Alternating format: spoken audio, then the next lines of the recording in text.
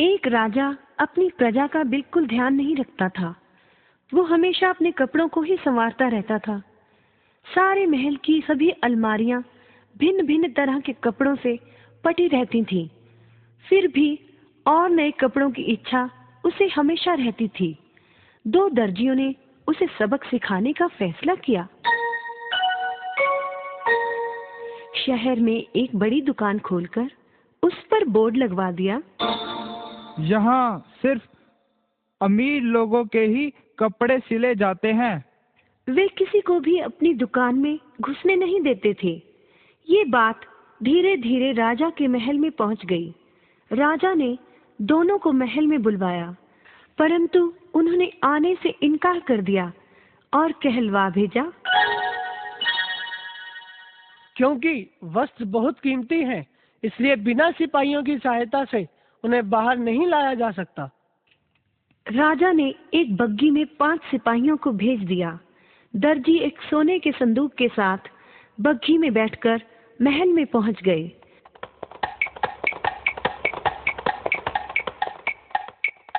राजा के पास पहुंचकर बोले, हमारा कपड़ा बहुत खास है, केवल कोई पवित्र व्यक्ति ही इसे देख पाएगा, किसी दुष्ट को यह दिखाई नहीं देगा।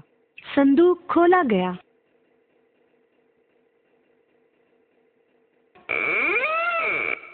संदूक बिल्कुल खाली था।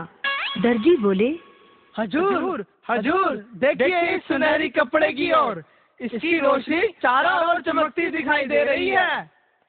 किसी को कुछ दिखाई तो दे नहीं रहा था, क्योंकि कपड़ा तो वहाँ था ही नहीं। पर अपने आप को दुष्ट कौन कहलाए? वाह, क्या कपड़ा है, कमाल हो गया। राजा को कुछ दिखाई ना दिया, परंतु वह बोला, हाँ दर्जी, वाकई तुम्हारा कपड़ा तो बहुत शानदार है। मेरे लिए इस कपड़े से नई पोशाक तैयार की जाए। ये लो 500 सोने की मोहरें, इसे मेरे जन्मदिन तक तैयार कर देना। जो हुक्म हजूर। चारों ओर उस विचित्र कपड़े की चर्चा हो रही थी। प्रत्येक उसे देखना चाहता था। राजा के जन्मदिन पर दोनों दर्जी एक बड़ा सा बक्सा लेकर महल में पहुंच गए। सिपाही वो बक्सा लेकर राजा के पास आए। राजा ने बक्से को खोला, लेकिन बक्सा तो बिल्कुल खाली था। परंतु सिपाही बोले, अरे वाह, कितनी सुंदर पोशाक है। उन्होंने राजा को वो पोशाक पहनाने में मदद की। राजा के कपड़ों को देखने पूरा दरबार खचाखच भर गया था।